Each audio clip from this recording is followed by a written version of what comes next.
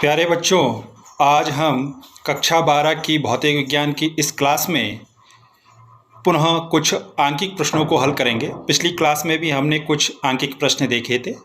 अब इस क्लास में भी कुछ जो परीक्षा की दृष्टि से इम्पोर्टेंट आंकिक प्रश्न हैं उनको हम यहाँ हल करेंगे। तो चलिए देखते हैं कुछ प्रश्नों को। यहाँ पर पहला प्रश्न हम ले रहे हैं कि दो बिंदु आवेश हैं आपके पास 5 × 10⁻⁻19 कूलाम तथा 20 × 10⁻⁻19 कूलाम। एक आवेश ये है और एक ये है, दोनों धनात्मक आवेश देख रहे हैं आप। दो बिंदु आवेश 5 × 10⁻⁻19 कूलाम तथा 20 × 10⁻⁻19 कूलाम एक दूसरे से कितने मीटर की दूरी पर है? एक दूसरे से 2 मीटर की दूरी पर स्थित है। दो बिंदु आवेश हैं वो एक दूसरे से 2 मीटर की दूरी पर स्थित है। तो आपने क्या करना है, इन दोनों बिंदु आवेशों को मिलाने वाली रेखा पर वह बिंदु ज्ञात कीजिए।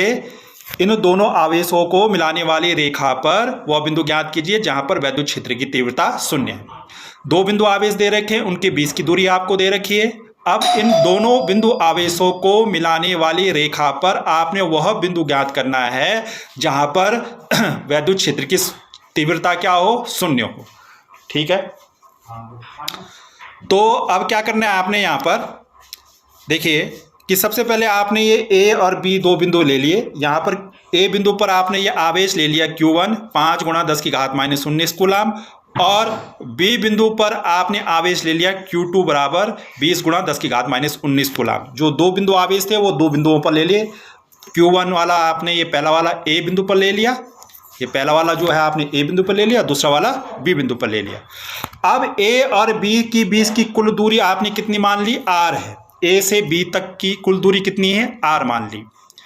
अब आपने क्या करना है, ये r बराबर कितना होगा? 2 मीटर है। 2 मीटर आपको दे रखा है। ए और बी के बीच की दूरी यानी इन दोनों आवेशों के बीच की दूरी दे रखी है। r बराबर यहाँ पर कितना होगा? ये जो r है यहाँ पर हमने लिखा नहीं है, तो r बराबर कितना है? ये 2 मीटर है। आप यहाँ पर जो r है ए से बी तक की दूरी, ए बी दूरी जो है। अब देखें यहाँ पर आपने इन दोनों बिंदुओं को मिलाया, ये बिंदु आवेशों को मिलाया आपने। ये हरी लाइन से दिखा रहा है, हमने ए और बी से मिला दिया हरी लाइन से। ठीक है, अब इस रेखा पर जो आपने ये रेखा मिलाई, ए बी जो रेखा मिलाई, इस पर ये बिंदु O है कोई। यहाँ पर ये बिंदु O है जहां पर विद्युत क्षेत्र की तीव्रता 0 होती है। जहां पर विद्युत क्षेत्र की तीव्रता क्या है? 0 है। तो आपने ये ज्ञात करना है कि ये O बिंदु अब इस A बिंदु से कितनी दूरी पर है, यानी इस x का मान निकालना है आपने। ठीक है, किसका मान निकालना है? x का, कि ये बिंदु O जो है जहां पर वैद्युत क्षेत्र की तीव्रता इस Q1 आवेश के कारण और इस Q2 आवेश के कारण, दोनों के कारण 0 है। Q1 के भी कारण और Q2 के कारण जो वैद्युत क्षेत्र या वैद्युत क्षेत्र की तीव्रता जो 0 है वो कितनी दूरी पर है, ये बिंदु A से कितनी दूरी पर है, आपने ये ज्ञात करना है। तो सबसे पहले आप ये Q1 का मान लिख देंगे, जो पहला आपको दे रखा मान आवेश Q1 का मान लिख दिया, और दूसरा आवेश Q2 है, Q2 का मान आपने लिख दिया। दोनों आवेशों के मान लिख दिए। अब दोनों बिंदुओं के बीच की दूरी r कितनी दे रखी है आपको? 2 मीटर दे रखा है, तो r बराबर आपने कितना लिख दिया? 2 मीटर लिख दिया। अब माना ये जो बिंदु O है जहां पर आपने वैद्युत क्षेत्र की तीव्रता ज्ञात करनी है, ये इस A बिंदु से कितनी दूरी पर है? x दूरी पर। हमने ये दिखा रखा है A से O तक की दूरी कितनी दिखा रखी? x। तो माना AO बराबर कितना है? x है। तो अब ये शेष दूरी कितनी हो जाएगी? O से B तक की दूरी यानी BO दूरी कितनी हो जाएगी? पूरी दूरी का कितनी है? यहां से यहां तक कितनी है? r है, और यहां से यहां तक कितनी है? x। तो शेष दूरी कितनी हो जाएगी? r - x। समझ में आ रहा है आपको? ये ए बी पूरी दूरी कितनी है? r, और O से A से O तक की दूरी कितनी है? ये x है। ये पूरी दूरी r है, और A से O तक x है, तो O से B तक या B से O तक कितनी हो जाएगी? r - x। BO दूरी हो गई आपकी r - x, और r का मान कितना है हमारे पास? 2, तो 2 - x हम यहाँ पर रख देंगे। BO की दूरी आ गई 2 - x। अब क्या करना है आपने, इस Q1 आवेश के कारण इस बिंदु O पर वैद्युत क्षेत्र की तीव्रता ज्ञात करनी है। तो हम कर देंगे यहाँ पर इस बिंदु O पर, जो ये बिंदु O पर है, इस बिंदु O पर इस Q1 के कारण कितना वैद्युत क्षेत्र उत्पन्न हो रहा है। तो लिख दिया हमने बिंदु O पर Q1 के कारण, Q1 जो आवेश है 5 × 10 की घात, Q1 आपने माना है 5 × 10 की घात -19 कूलाम आवेश के कारण वैद्युत क्षेत्र कितना हो जाएगा? ये E1 बराबर, किससे प्रदर्शित करेंगे हम इसको? E1 से। अब देखो E1 की डायरेक्शन कहां से कहां की ओर होगी? देखो बिंदु आवेश कहां पर है? Q1 पर है, ये A पर है, A पर है। Q1 आवेश जो है वो A पर है, और A कैसा है आपके पास? धनावेश है। देखो 5 × 10 की घात -19 कूलाम है, धनावेश है। तो इस धनावेश की डायरेक्शन कहाँ होगी, हमेशा उस बिंदु आवेश से बाहर की ओर होगी, यानी ए से ओ की ओर होगी, ए से ओ की ओर, ए से ओ की ओर कह सकते हैं या ए से बी की ओर भी आप कह सकते हैं। यहाँ पर यह ध्यान देना है आपने। तो पहले इसका मान निकालेंगे, इस E1 का मान, ये E1 किसके कारण है, जो ये E1 वैद्युत क्षेत्र हो रहा है किसके कारण उत्पन्न हो रहा है, O पर Q1 के कारण, इस Q1 के कारण हो रहा है, इस डायरेक्शन में, किस डायरेक्शन में, इस वाली डायरेक्शन में, ए बी डायरेक्शन में या ए ओ डायरेक्शन में। तो E1 का मान हो जाएगा, आपको मालूम है किसी बिंदु आवेश के कारण वैद्युत क्षेत्र क्या होता है, 1/4πε0, और किसके कारण है, Q1 के कारण, Q अपॉन और ए से ओ तक की दूरी कितनी हो जाएगी, ए ओ स्क्वायर। डायरेक्शन कहां से कहां की ओर है, ए से ओ की ओर है। तो कितना हो जाएगा ये E1 बराबर 1/4πε0 और Q1 का मान कितना है, 5 × 10⁻⁻19। तो ये रख दिया 5 × 10⁻⁻19 बटा ए से ओ तक की दूरी, देखो ए से ओ तक की दूरी कितनी है, ए से ओ तक की दूरी कितनी है, x। तो ए ओ का मान कितना रख दिया आपने, यहाँ पर x रख दिया। तो ए ओ का स्क्वायर क्या हो जाएगा, x का स्क्वायर। डायरेक्शन कहाँ होगी इस वैद्युत क्षेत्र की, E1 की डायरेक्शन कहाँ से कहाँ की ओर है, ए से ओ की ओर, ए से ओ की ओर लिख सकते हैं, या कहाँ से कहाँ की ओर, ए से बी की ओर। बात एक ही है, ए से ओ बोलो चाहे ए से, क्योंकि एक ही लाइन में हो, ए से ओ की ओर या ए से बी की ओर है। ठीक है, ये तो आया किसके कारण, Q1 के कारण O बिंदु पर वैद्युत क्षेत्र कितना है, E1 का मान आपने निकाल दिया।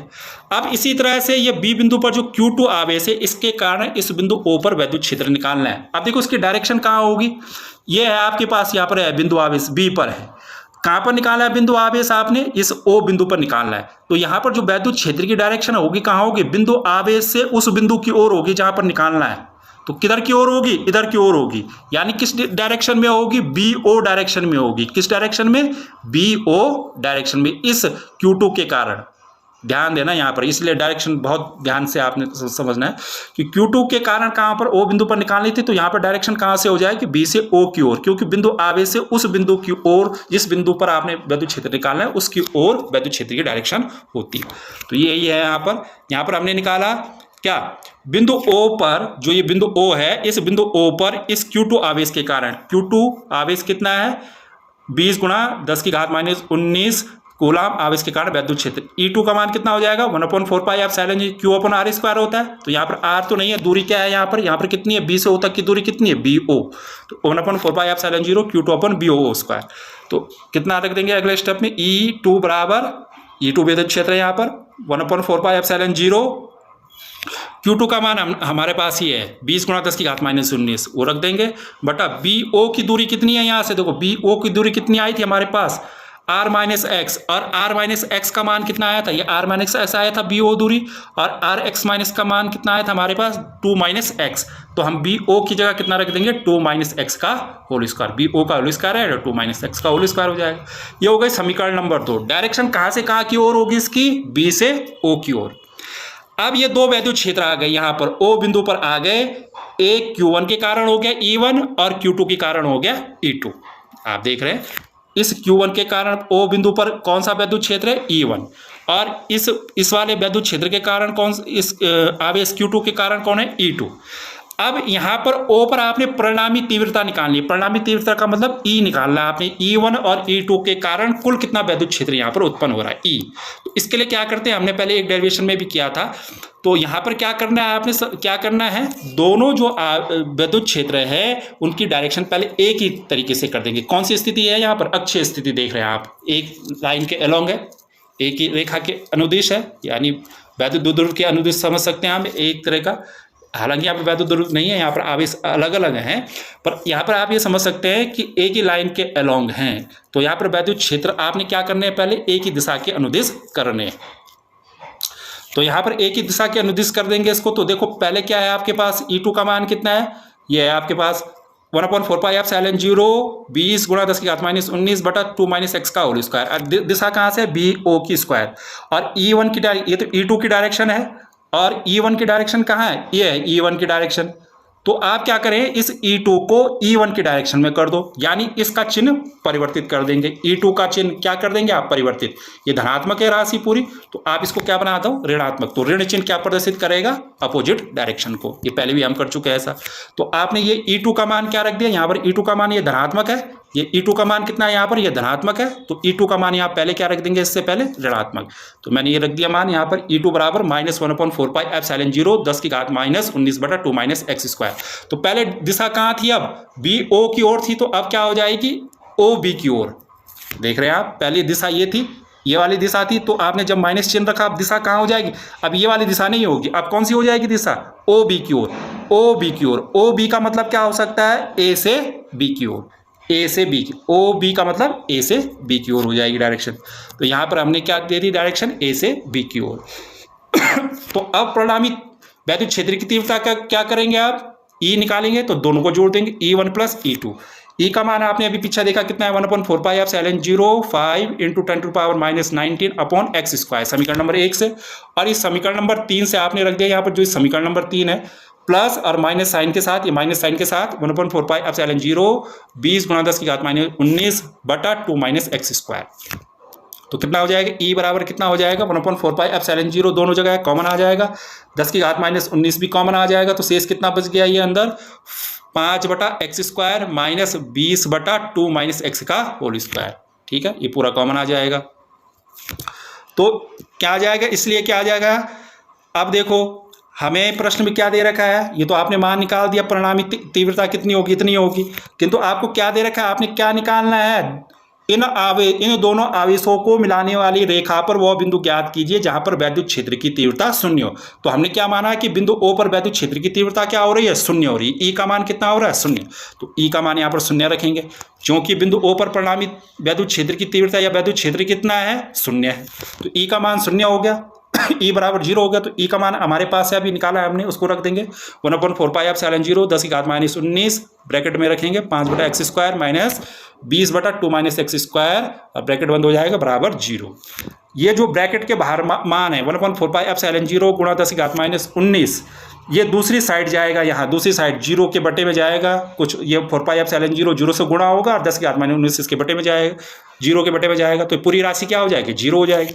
तो शेष कितना बचेगा हमारे पास, यही बचेगा जो अंदर ब्रैकेट के अंदर है, 5/x² - 20/2 - x² का होल स्क्वायर बराबर 0।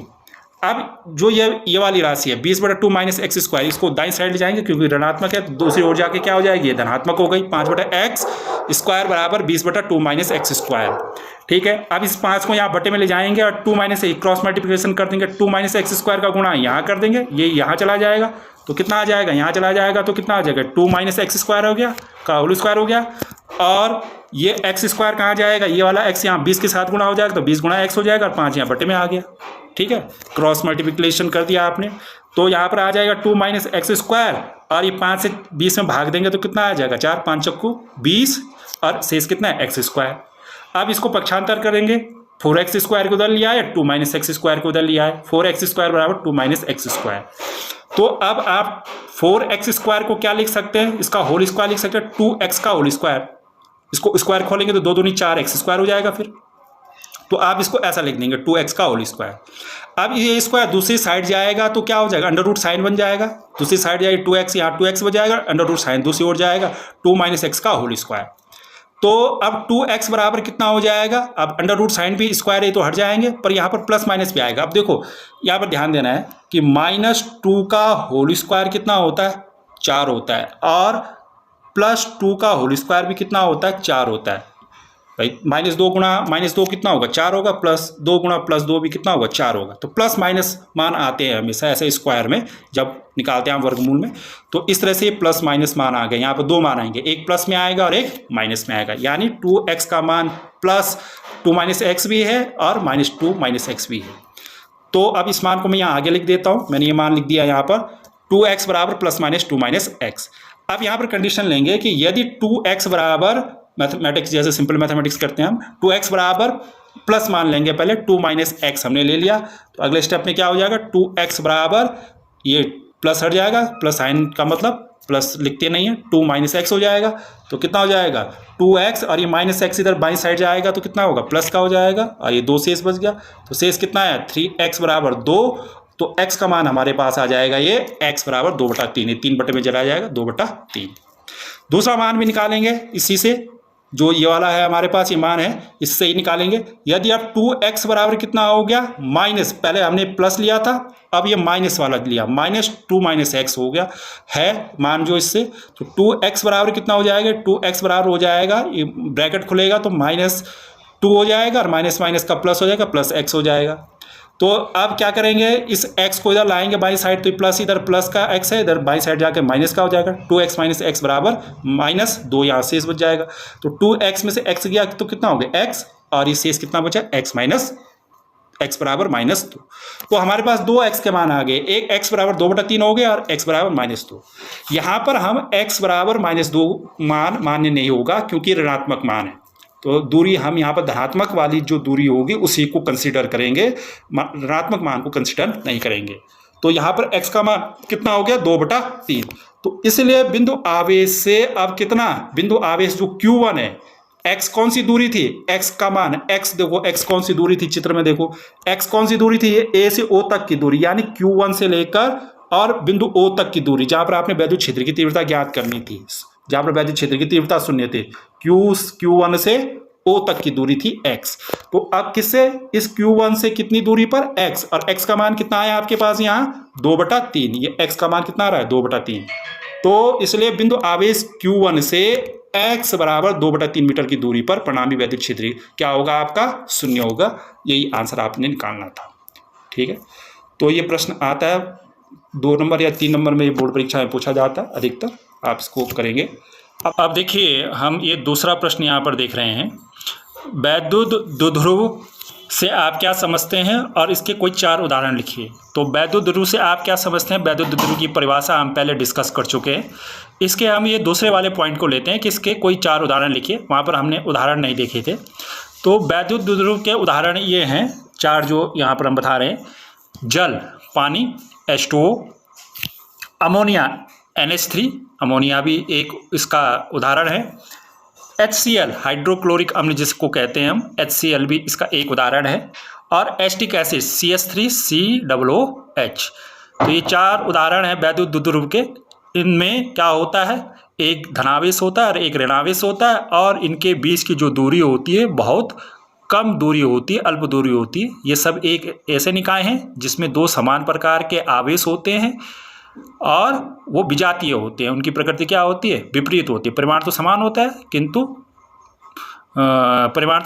किंतु प्रकृति उनकी विपरीत होती है, और ये जो आवेश होते हैं इनमें वो बहुत कम दूरी पर स्थित होते हैं, इसलिए इनको वैद्युत द्विध्रुव कहा जाता है, इसलिए इनको वैद्युत द्विध्रुव कहते हैं। यही परिभाषा है, और ये इनके 4 उदाहरण हैं, पानी हो गया, अमोनिया हो गया, HCl हो गया, एसिटिक एसिड, ऐसे बहुत सारे उदाहरण इसमें हैं।